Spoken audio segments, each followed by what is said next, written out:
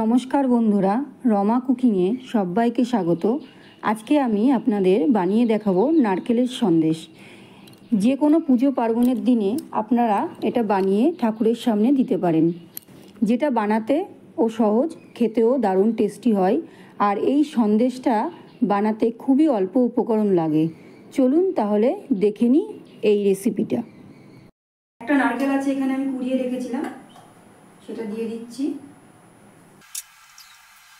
তার সাথে দিয়ে দিচ্ছি এই কাপ পুরো ভরে আমি দিচ্ছি না, চিনিটা দিয়ে দিচ্ছি।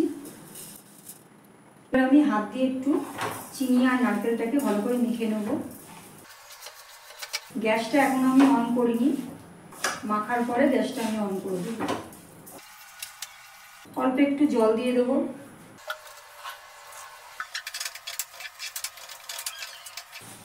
এটাকে অনবরত নাড়তে হবে।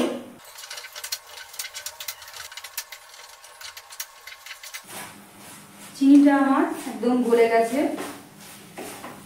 গ্যাসটা লোতে দিয়ে আমি অনবরত নাড়াচাড়া করছি। এখানে আমি এলাচ গুঁড়ো করে রেখেছিলাম, সেটা দিয়ে দিচ্ছি। এবার আমি দিয়ে দিচ্ছি, এখানে আমি একটু ক্ষীর বানিয়ে রেখেছিলাম, সেই ক্ষীরটা আমি এই নারকেলের মধ্যে দিয়ে দিচ্ছি। এই ক্ষীরটা দেওয়াতে দারুণ একটা টেস্ট আসবে। ক্ষীরটা আমি নারকেলের সাথে ভালো করে মিশিয়ে নিচ্ছি।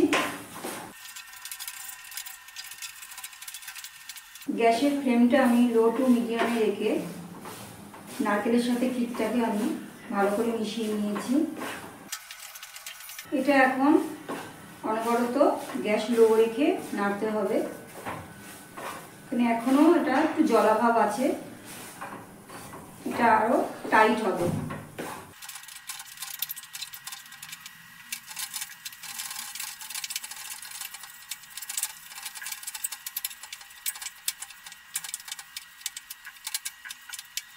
এর মধ্যে আর কোনো জলাভাব নেই, এটা একদম রেডি হয়ে গেছে।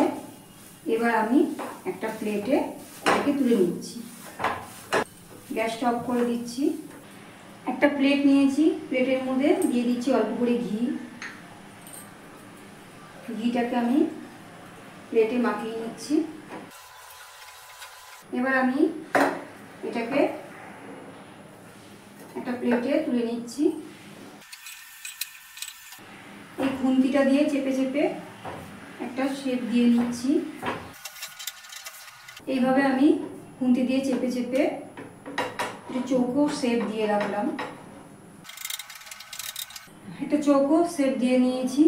এবার আমি এটাকে ঠান্ডা করে নেব। ঠান্ডা করে ফ্রিজে রেখে তারপরে আমি আপনাদের পিস পিস করে কেটে দেখাবো। আমি এটাকে ফ্রিজে রেখে দিয়েছিলাম, এখন ঠান্ডা করে নিয়েছি। এবার পিস করে কেটে দেখাবো। তৈরি হয়ে গেল খুব সহজেই দারুণ টেস্টি নারকেল সন্দেশ। আপনারা যারা বাড়িতে এই সন্দেশ এখনও ট্রাই করেননি, একবার এভাবে বানিয়ে দেখতে পারেন। আজকের মতো তাহলে এখানেই শেষ করছি। ফিরে আসছি খুব তাড়াতাড়ি আরও একটা নতুন রেসিপির সাথে। ততক্ষণ সবাই সুস্থ থাকুন, ভালো থাকুন, আর আমার এই চ্যানেল সাবস্ক্রাইব করে পাশে থাকুন। ধন্যবাদ।